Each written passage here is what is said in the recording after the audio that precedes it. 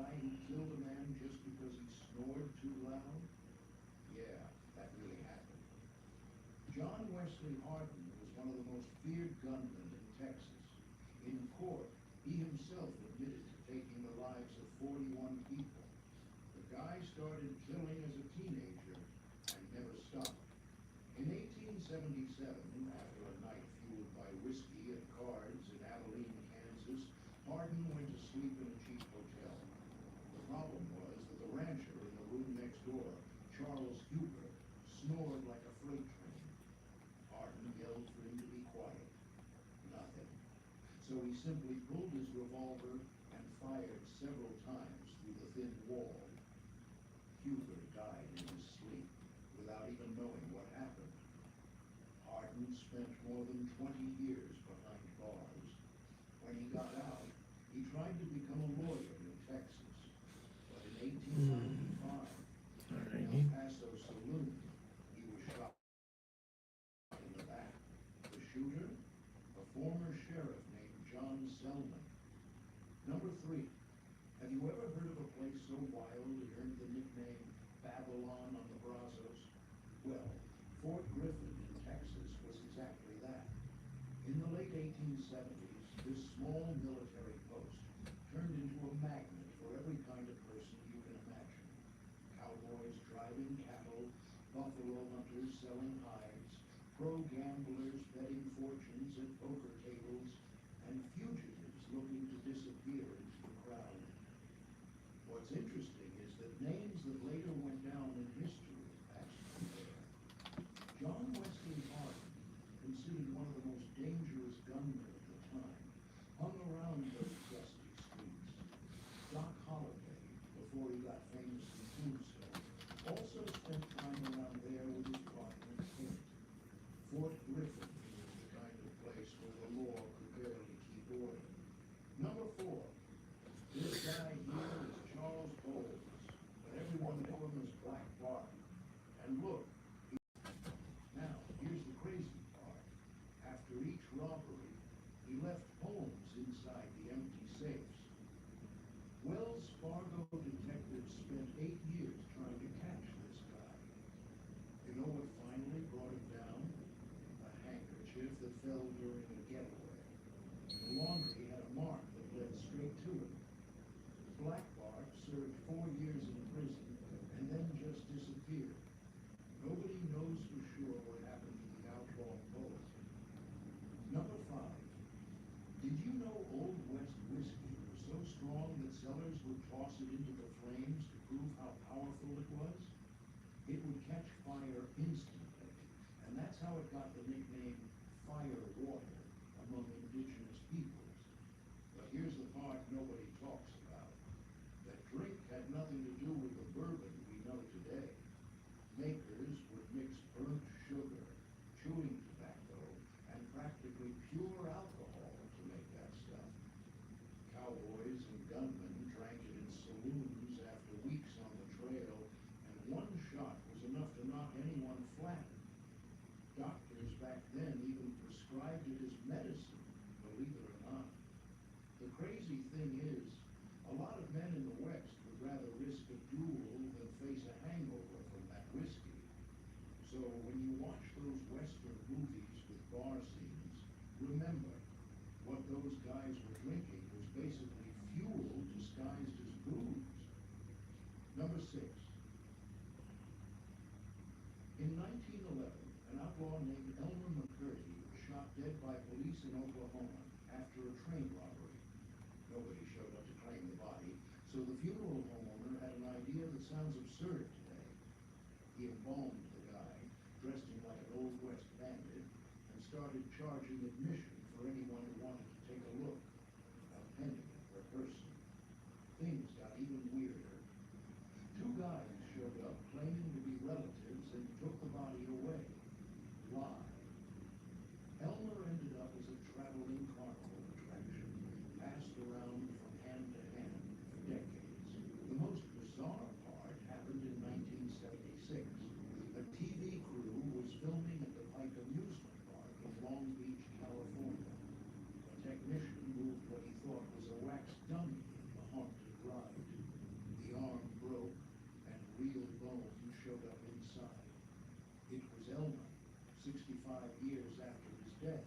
still without rest. Number 7. Everyone knows Jesse James, but here's something few people know. His older brother, Frank, may have been the real brains behind it all. The two ran the James Younger gang for years, spreading terror across Missouri with bank and train robberies that left a trail of blood.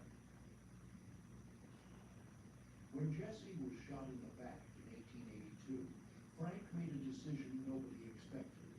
He simply showed up at the Missouri governor's office and turned himself in. The words he said that day went down in history. I have literally lived in the saddle. I have never known a day of perfect peace. The most surprising part? Frank went on trial and walked free. He spent the next 30 years living an ordinary life, working simple jobs, until he died of natural causes in 1915. The most wanted outlaw in the country ended his days as just another regular citizen. Number 8. This guy lived a double life that would make any Hollywood movie look way too simple. James Miller went to church every Sunday, helped the pastor, and never touched a drop of booze. But he had a little secret. He was a hired gun. Official records talk about 14 kills, but historians believe the number may have been closer to 50. And here's the part that'll really make you think. A lot of people believe he's the one who killed Pat Garrett, the same guy who took down Billy the Kid. How did he survive so long in that line of work? He wore a metal plate hidden under his clothes. He took 4 shots to the chest on different occasions and stayed on his feet. It caught up with him in 1909 when a mob decided justice was taking too long. They hanged Miller in a barn in Texas. They say his last words were asking them not to mess up his new suit. Number 9. New Mexico, 1870. A traveler stops at an isolated cabin between Elizabethtown and Taos. The owner was Charles Kennedy, a big guy with a thick beard, living there with his beautiful wife, Rose, and their little 5-year-old son. He looked like a normal rest stop. Chapter. That kid knew things nobody could Book out imagine. game. The boy looked at the stranger and dropped a So warning that we he are would shiver going anyone. to. His dad killed people, and he was next. The traveler didn't have time to run. Kennedy shot him dead. And the son who spoke up? His own father shut him up for good. That cabin worked like a death trap. Whoever went in didn't come out. Kennedy robbed travelers of everything and got rid of the bodies. No one knows how many victims passed through there, but when the truth came out, the Old West proved it had real-life monsters. Number 10, Kansas, 1870s. A German family opens a small inn on a busy road. Travelers would stop there to eat, rest, and keep moving. But a lot of them never made it to their destination. Here's the creepy detail. The house had a weird layout. A curtain split the main room, and guests always sat with their backs to it. On the other side, someone waited with a hammer. When neighbors finally went on to the abandoned property, they found 11 bodies buried in the orchard, all with smashed skulls and slit throats. The Benders just vanished. To this day, nobody knows for sure what happened to them. Some say they were lynched by vigilantes. Others swear they escaped to Mexico. A woman was arrested decades later claiming to be Kate Bender, but it was never confirmed. The case sparked investigations for more than 50 years. The truth? It probably died with that family. Number 11. Caesar Grand West Gun, Golden Gate. Back to the door. It sounds silly, but that's Lord, have mercy. Wild Bill Hickok knew that rule well. In August 1876, he was playing poker with another old man, saloon in Denver. But that day, his usual seat was taken. He asked him to switch twice, but the other player refused. Bill sat with his back to the wall. It was a fatal mistake. Jack Paul, whose guy who lost badly was Bill the day before, quietly came in through the back of the saloon. He walked up behind him and fired point blank. The cards Bill was holding when he went down became legend. 2 aces and 2 eights. To this day, that combo is called the dead man's hand at American poker tables. Number 12. Have you ever heard of the woman who set an entire building on fire to get her man out of jail? Yep, that's Kate Harney, known in the Old West as Big Nose Kate. She wasn't just any saloon girl. She came from a wealthy Hungarian family, but her life took a hard turn when she was orphaned as a child. She ended up in Texas, working in dance halls and brothels. And that's exactly where she met Doc Holliday, the same guy who later fought alongside Wyatt Earp in the most famous shootout in American history. The two had a rocky relationship for years, but the moment that really showed who Kate was happened when Holliday got arrested.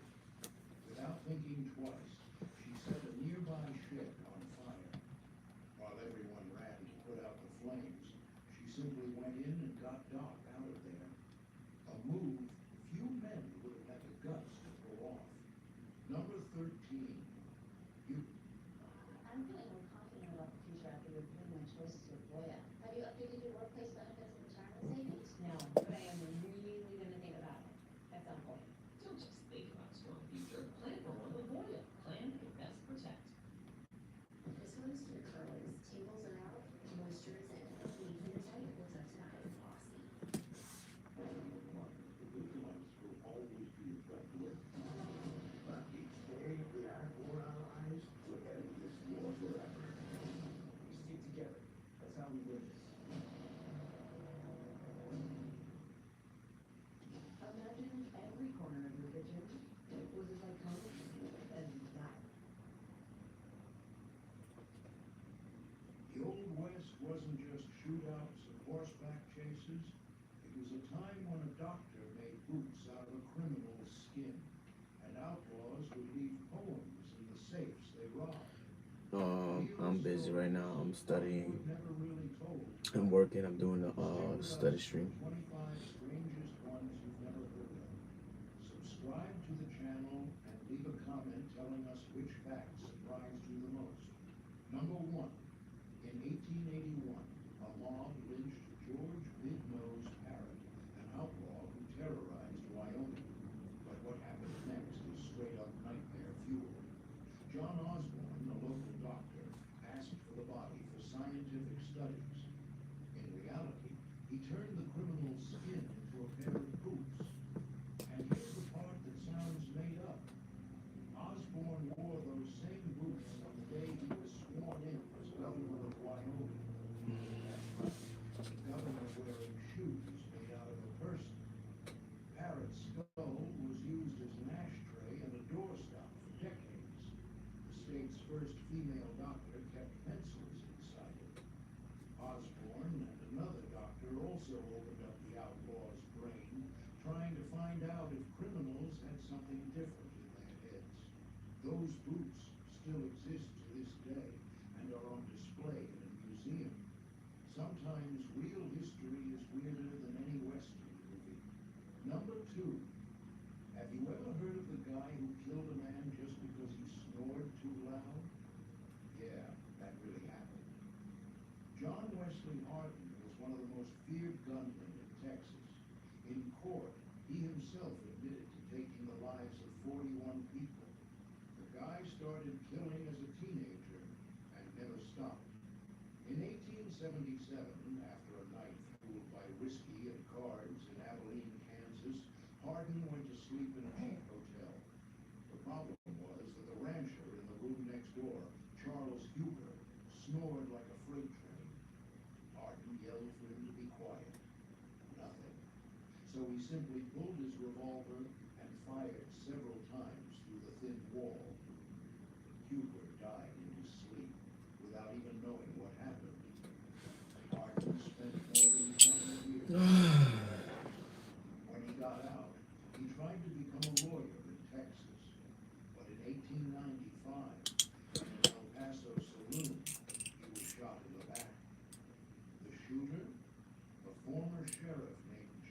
example. Number 3. Have you ever heard of a place so wild it earned the nickname Babylon on the Brazos? Well, Fort Griffin in Texas was exactly that. In the late 1870s, this small military post turned into a magnet for every kind of person you can imagine. Cowboys driving cattle, buffalo hunters selling hides, pro gamblers betting fortunes at poker tables, and fugitives looking to disappear into the crowd. What's interesting is that names that later went down in history passed through there. John Wesley Hardin, considered one of the most dangerous gunmen of the time, hung around those dusty streets. Doc Holliday, before he got famous in Tombstone, also spent time around there with his partner Tate. Fort Griffin was the kind of place where the law could barely keep order. Number 4.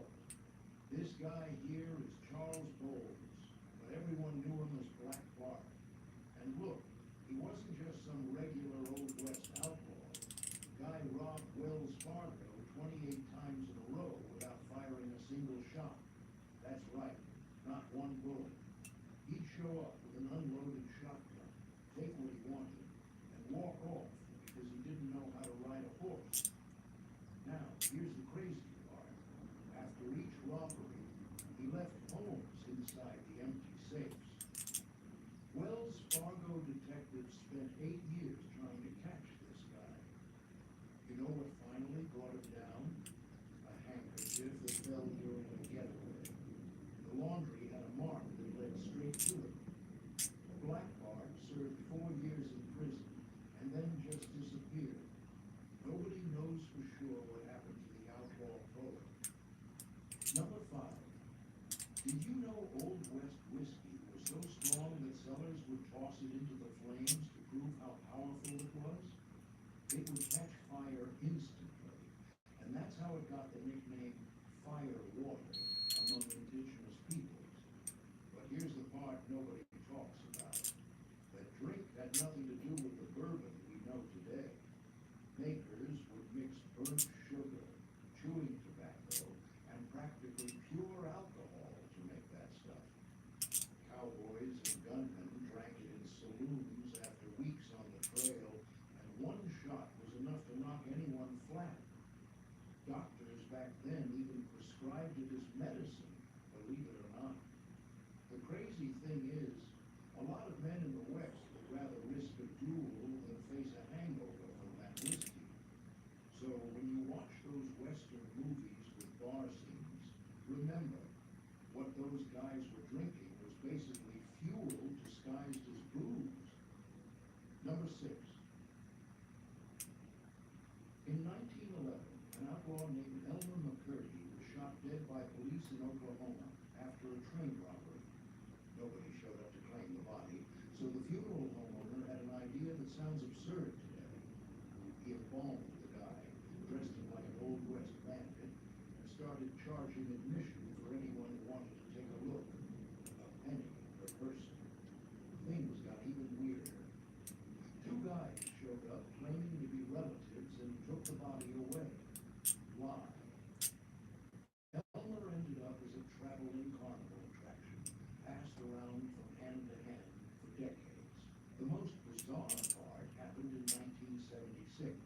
A TV crew was filming at the Pike Amusement Park in Long Beach, California. A technician moved what he thought was a wax dummy in the haunted ride. The arm broke, and real bone showed up inside.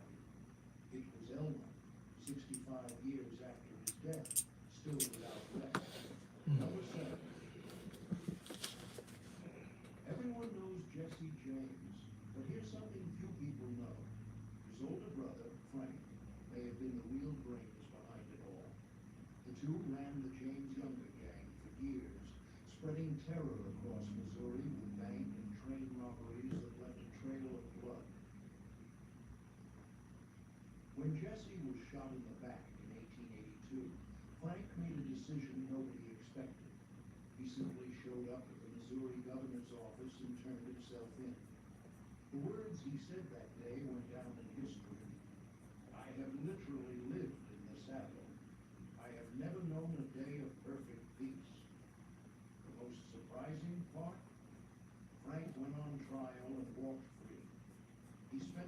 30 years living an ordinary life, working simple jobs, until he died of natural causes in 1915.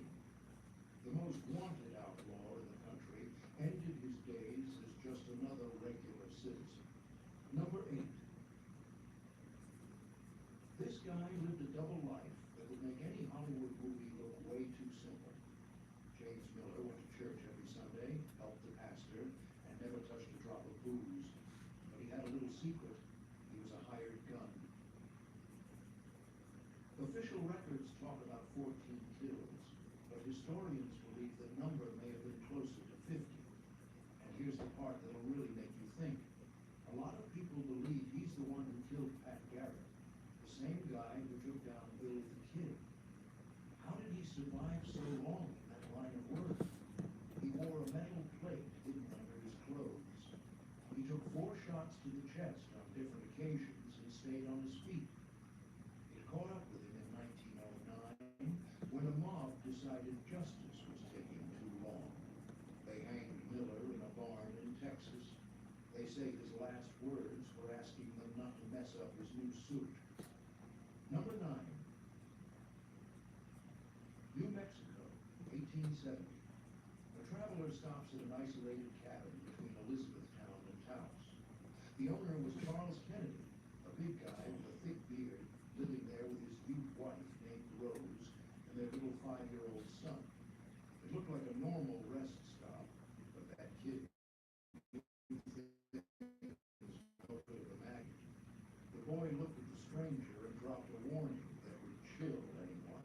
His dad killed people, and he was next. The traveler didn't have time to run. Kennedy shot him dead. And the son who spoke up? His own father shut him up for good. That cabin worked like a death trap. Whoever went in didn't come out. Kennedy robbed travelers of everything and got rid of the bodies. Who knows how many victims passed through there, but when the truth came out, the Old West proved it had real-life monsters. Number 10, Kansas, 1870s. A German family opens a small inn on a busy road. Travelers would stop there to eat, rest, and keep moving, but a lot of them never made it to their destination. Here's the creepy detail. The house had a weird layout. A curtain split the main room, and guests always sat with their backs to it. On the other side, someone waited with a hammer. When neighbors finally went on to the abandoned property, they found 11 bodies buried in the orchard, all with smashed skulls and slit throats. The vendors just vanished. To this day, nobody knows for sure what happened to them. Some say they were lynched by vigilantes. Others swear they escaped to Mexico. A woman was arrested decades later claiming to be Kate Bender, but it was never confirmed. The case sparked investigations for more than 50 years. The truth? It probably died with that family. Number 11. Seasoned Old West gunmen had a golden rule. Never sit with your back to the door. It sounds silly, but that simple precaution saved a lot of lives in those violent days. Wild Bill Hickok knew that rule well. In August 1876, he was playing poker at the Nuttall and Mann saloon in Deadwood. But that day, his usual seat was taken. He asked to switch twice, but the other player refused. Bill sat with his back to the door. It was a fatal mistake. Jack McCall, a guy who had lost badly to Bill the day before, quietly came in through the back of the saloon. He walked up behind him and fired point blank. The cards Bill was holding when he went down became legend. 2 aces and 2 eights. To this day, that combo is called the dead man's hand at American poker tables. Number 12. Have you ever heard of the woman who set an entire building on fire to get her man out of jail? Yep, that's Kate Harney, known in the Old West as Big Nose Kate. She wasn't just any saloon girl. She came from a wealthy Hungarian family, but her life took a hard turn when she was orphaned as a child.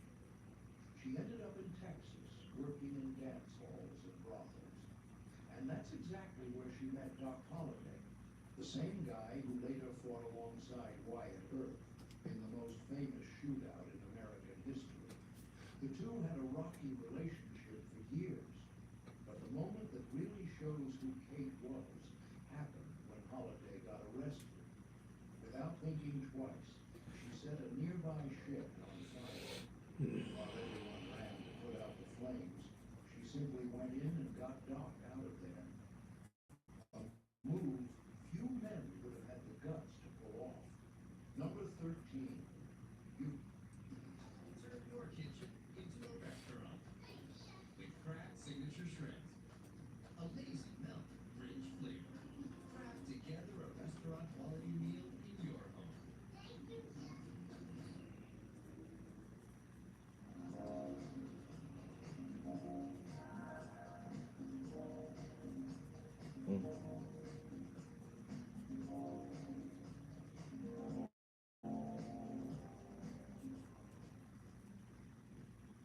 Yeah, time's the real deal. With double the clean ingredients, you get more clean in every job. It's got to be Tide. Sometimes baby steps turn out to be giant leaps. How do you know when it's right? Listen to the switch.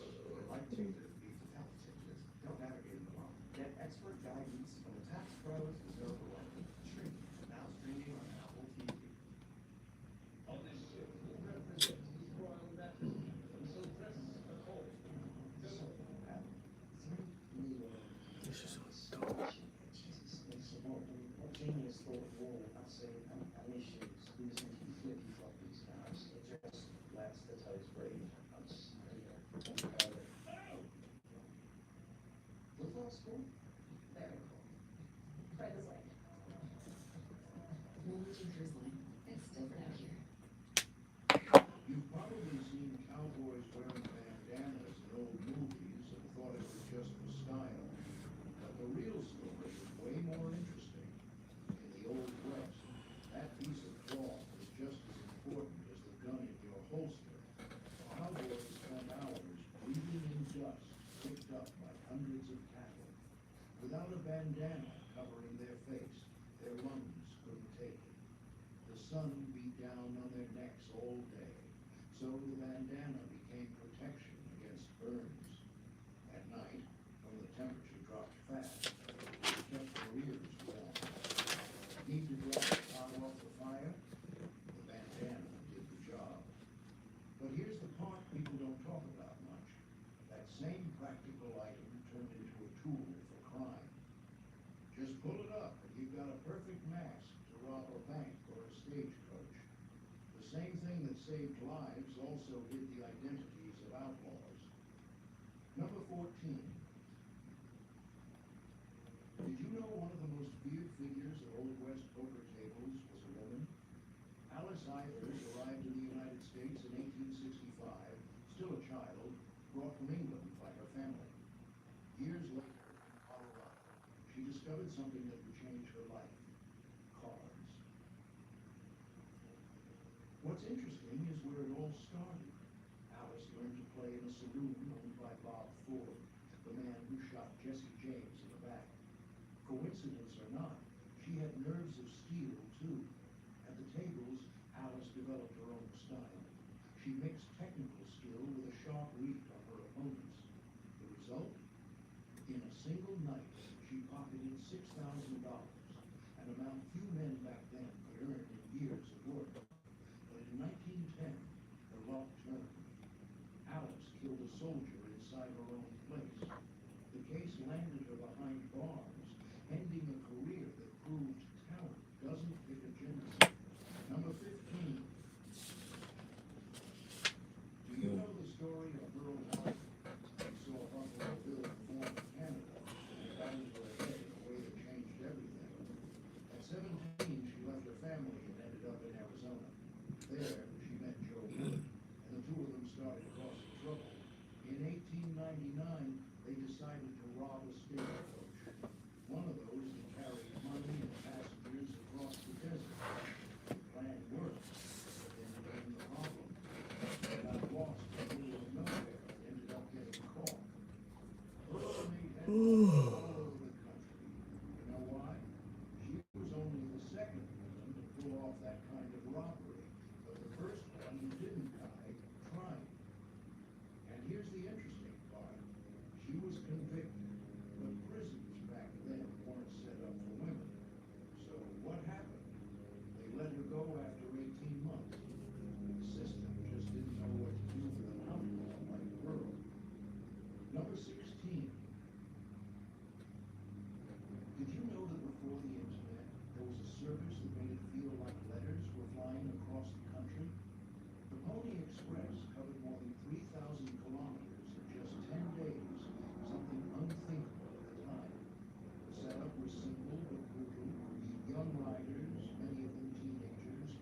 walked horses every 12 miles at stations along the route.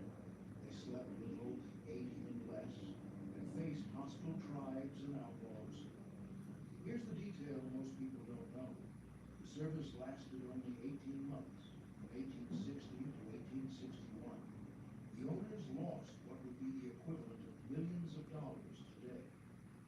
What killed the Pony Express wasn't a lack of courage from the riders, but something nobody saw coming. The telegraph.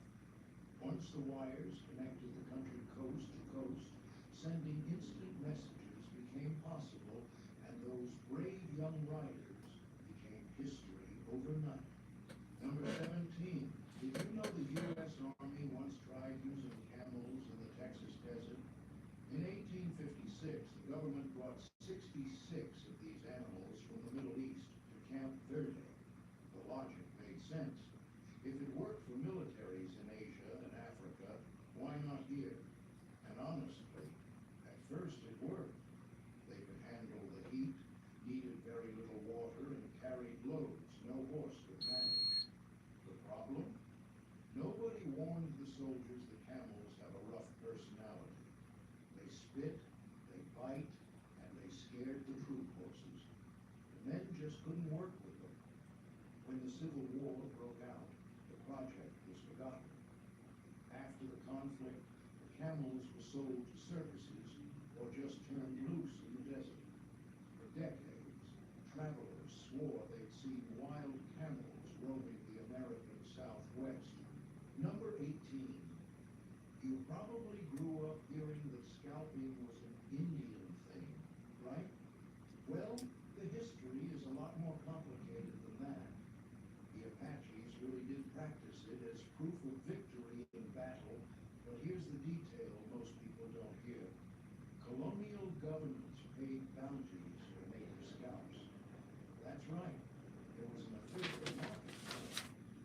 During the Civil War, a guy named William Anderson, nicknamed Bloody Bill, took that brutality to another level. He and his Confederate guerrillas collected Union soldiers' scalps and hung them from their horses' saddles. Anderson was killed in 1864 at age 24, but his reputation for cruelty lived on.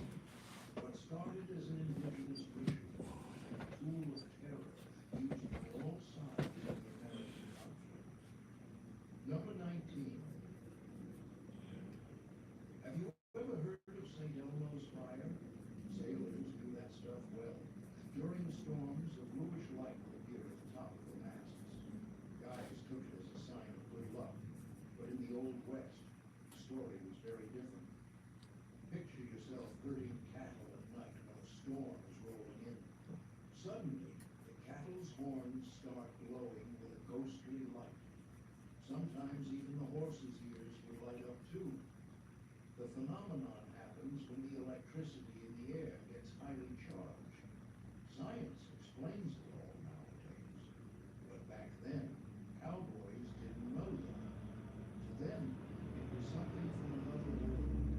They say tough men, facing outlaws and Indians without blinking, would take off running when they saw all that glowing cattle in the darkness of the prairie. Number 20.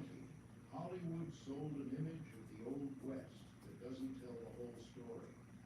Most people have no idea that about 1 in 4 cowboys was black.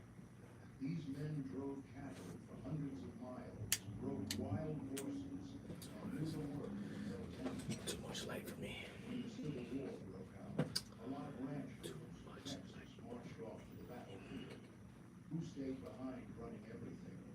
Enslaved. Doing the hard work for years. They kept entire operations going on their own. After the war, with freedom won, these men had to make a living. The job they already knew became the natural path. Some became legends at rodeos. Others drove thousands of head of cattle along the country's best-known trails.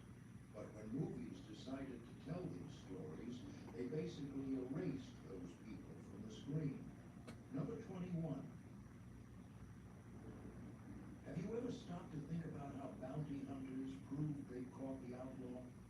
In the Old West, the guy had to drag the body for days under the blazing sun until he made it to town. Just imagine what that looked like after a week on the back of a horse. When the camera made it out west, it changed everything. Bounty hunters found a shortcut. Just take a photo of the dead outlaw. But there was a creepy detail.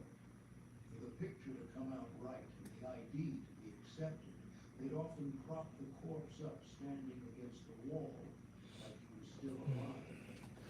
The photographer had to work fast before the body collapsed. This record here shows that exact moment. A man who probably had a bounty on his head set up for his last pose. That's how deals got closed back then. Number 22. Did you know most Old West saloons didn't even have real walls? They were canvas tents where cowboys walked in armed to the teeth. The Long Branch Saloon in Dodge City became a legend, but here's a detail most people don't know. The original building burned down in 1885, and everything you see today is a reconstruction. In places like that, a poker game could end in a shootout over a marked card.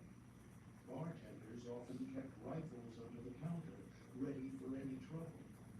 Unlike what Hollywood showed, there wasn't a piano playing classy music. It was noise, dust, and cheap whiskey that tasted more like kerosene. Wyatt Earp and Bat Masterson used to hang out at that saloon before they became famous names. The truth is, surviving one night in those bars was an adventure all by itself. Number Velvet chocolatey and packed with protein. What about the hot the new peanut butter cup filled cup? Booking.com has space for absolutely anyone. Imagine you're a musically obsessed couple. You book a dazzling hotel with a big apple, 5 stars, with a balcony for a big sofa. Get Broadway, Boston, find their perfect stay. Anyone can. Booking.com, booking.yeah. taxes, chasing mountains. Now taxes is a TurboTax expert. Do it all for you. Time to chase this year. Now this is taxes. Into the TurboTax.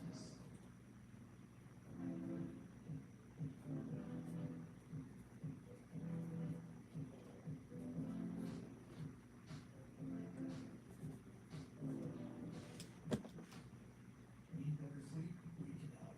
At Mattress Firm, you can upgrade now to a queen mattress and adjustable base for just $499.99. Mattress Firm, we make sleep easy. Number 23. You're looking at a man who defeated General Custer. Sitting Bull led the Lakota resistance at a time when the U.S. government wanted everything his people had. At the Battle of Little Bighorn in 1876, his strategies helped wipe out the entire 7th Cavalry, one of the worst military disasters in American history. But here's what a lot of people don't know. Years after that victory, he ended up working in Buffalo Bill's show. Just imagine it. The warrior who humiliated the U.S. Army now performing for crowds who paid for tickets. He made $50 a week, a lot of money back then. But something didn't feel right. After 4 months, he quit and went back to the Standing Rock Reservation. They say he gave most of his paycheck to poor kids he saw on the streets. Number 24. Did you know that in Gold Rush, California, there were 9 men for every woman? That's right, 9 to 1. In the 1850s, thousands of men showed up every day looking for fortune, but there were hardly any women. So saloon owners came up with a smart idea. They started hiring women to work in their places. Their job was simple: sing, dance, and talk with the customers. The longer the men stayed there chatting, the more whiskey they ordered, and the more money went into the register. Now here's the detail most people don't know. Most of those women weren't what you're thinking. They were entertainment professionals. Many made better wages than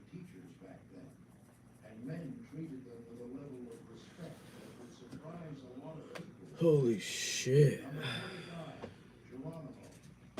That name scared soldiers on both sides of the border for more than 25 years. What most people don't know is that he wasn't born a leader.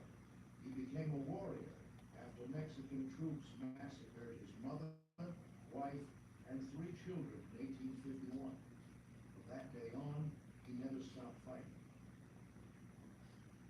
With only 30 warriors, he gave thousands of American and Mexican soldiers a hard time. The Army sent 5,000 men just to capture him. When he surrendered for the last time in 1886, he was the last native leader still at war against the United States. The ending is what really hits. After years as a prisoner, Geronimo ended up becoming a kind of celebrity. He showed up at President Theodore Roosevelt's inauguration and made money selling autographed photos at fairs. If you're into these real Old West stories, drop a comment telling us which fact surprised you the most.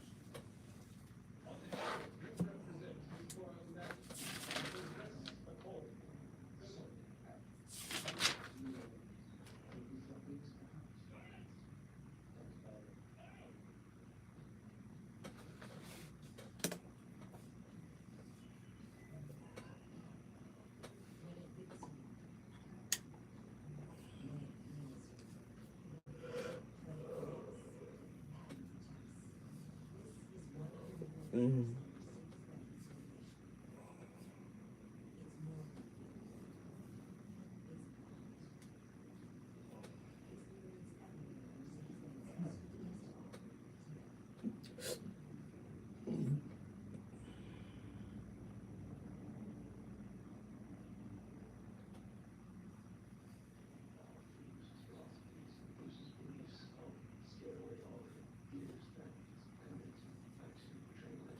When Jason Scott Lee was cast as the legendary martial artist,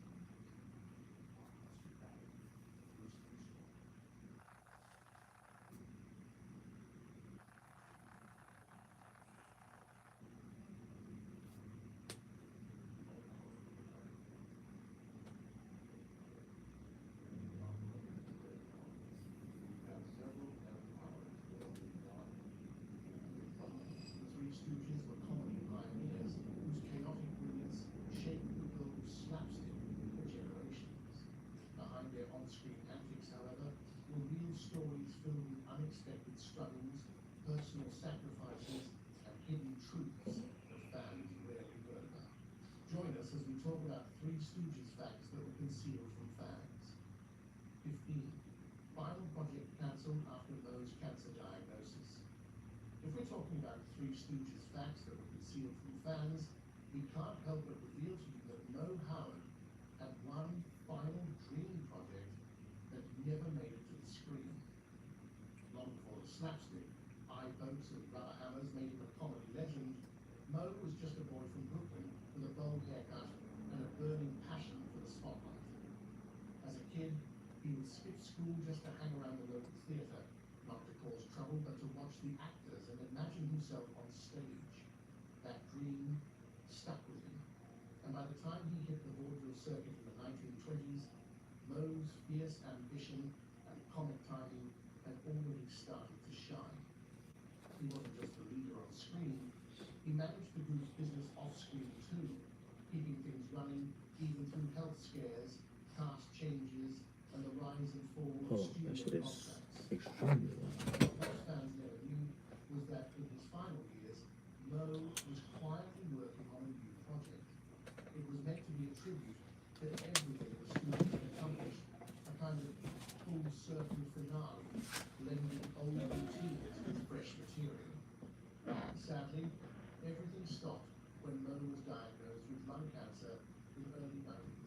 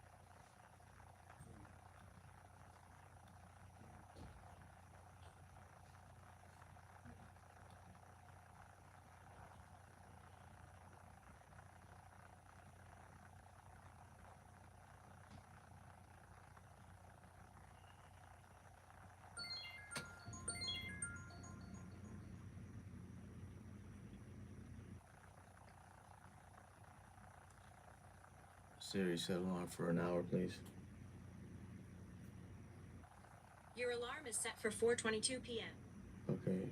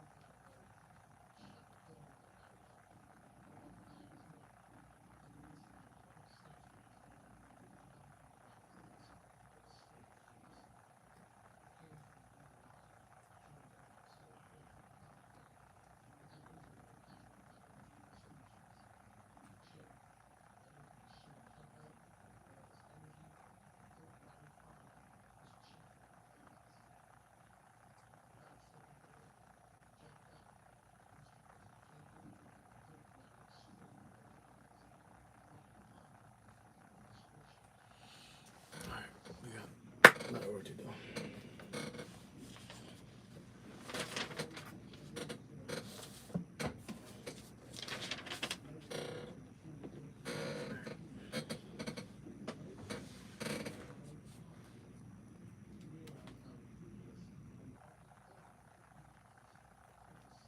Alright.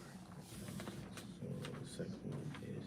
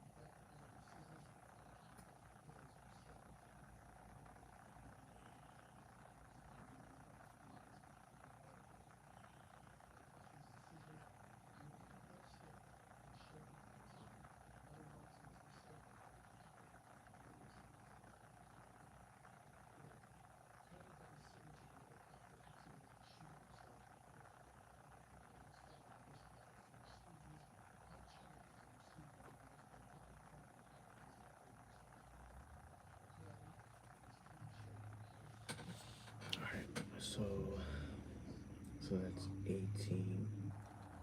So I'm so confused right now. 18 times 12. That's 200 photos. So then I got that in the textbook.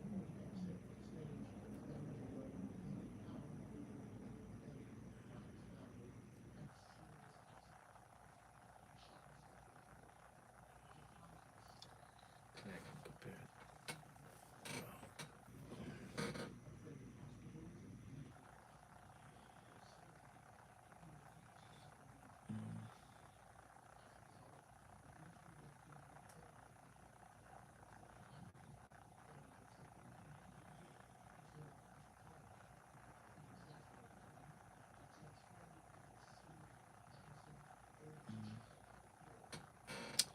So that's 200 pictures, and then got that, and then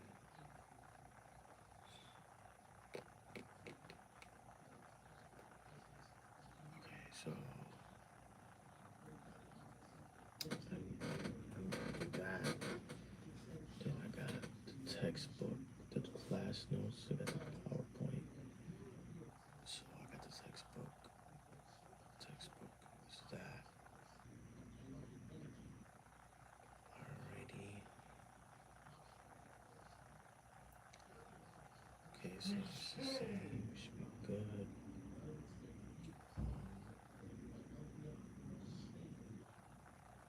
Okay.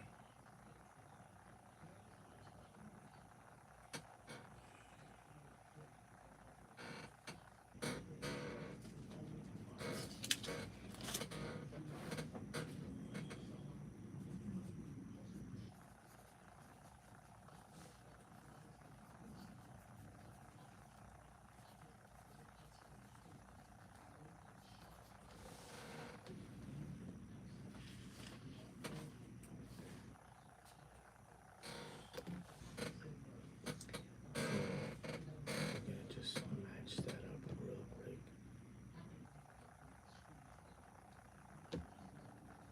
And then we're gonna have the textbook do those, and then you could. That should be good. That should be good. Oh, it smells like camels in here. Oh man.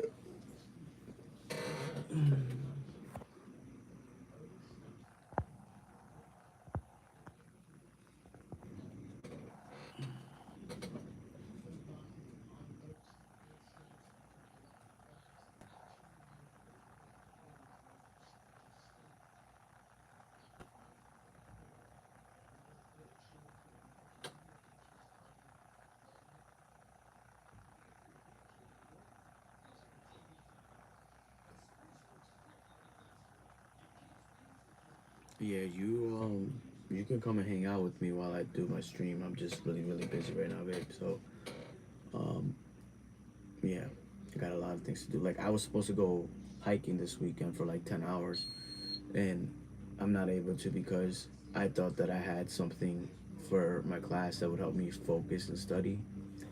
But what happened was is that didn't occur. So I'm gonna be having to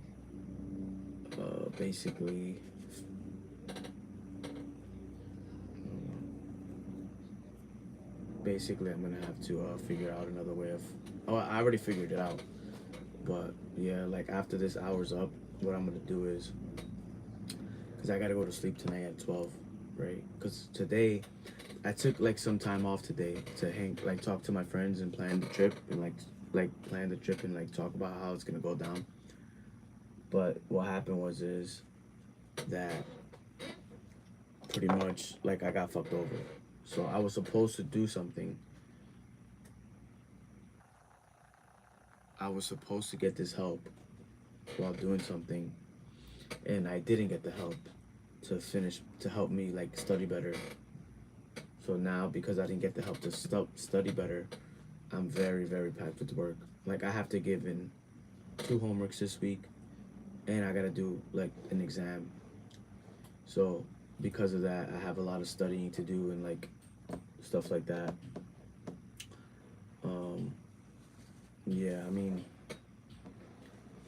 like the thing is, the professor gives us a lot of tools,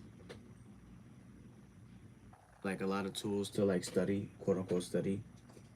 But sometimes like you don't know which one to take advantage of. So what I usually do is I read the chapter because that's the book. Like when you buy the book, you buy it online and you buy the chapter. Either you buy the textbook, you borrow the textbook.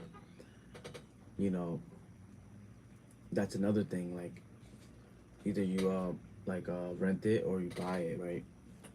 So my problem with that was is like if I bought it, if I didn't get it, you know, I needed a digital copy as well. But regardless, if I buy the book, I'm buying the book because the professor told me to, and I have the syllabus to say that.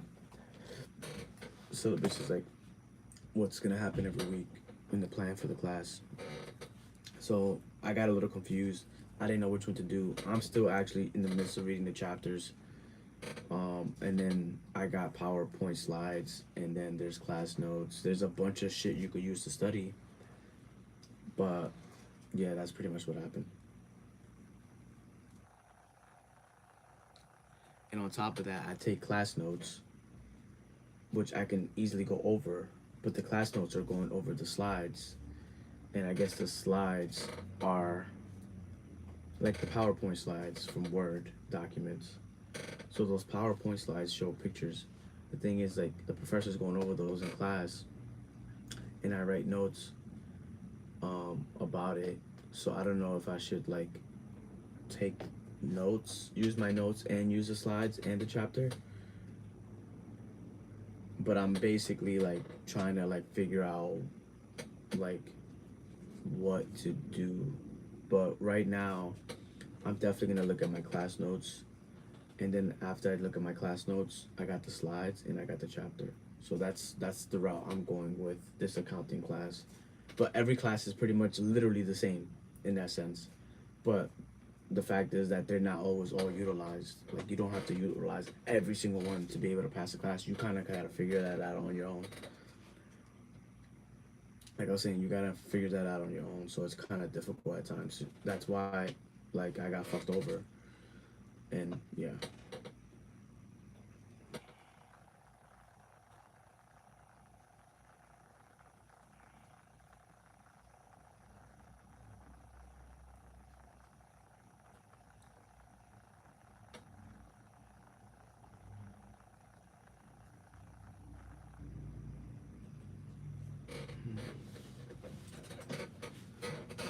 All right, so we're going to. I'm gonna actually look at this. I'm gonna do this last, read the chapter, and then we go from there. So then, regardless, so we're only doing pictures with the slides, and then I have the textbook. All right, cool. That's not that many pictures. Okay, so yeah, divide that by 20 times 20. What is it? 27. That's 300.